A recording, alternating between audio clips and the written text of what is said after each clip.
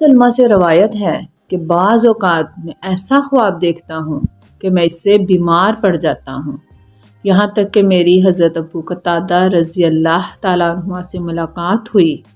انہوں نے کہا میں بھی بعض اوقات خواب دیکھ کر بیمار پڑ جاتا ہوں،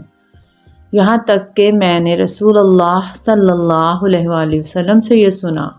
اچھا خواب اللہ کی طرف سے ہوتا ہے۔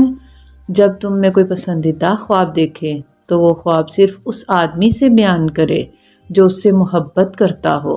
اور اگر کوئی ناگوار خواب دیکھے تو اپنی بائیں طرف 3 بار تھوک دے اور 3 بار شیطان اور اس کے شر سے پناہ مانگے اللہ کی، اور وہ خواب کسی سے بیان نہ کرے،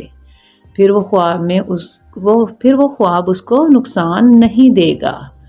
اور مسلسل سارا دن کثرت سے استغفار کرتے رہیں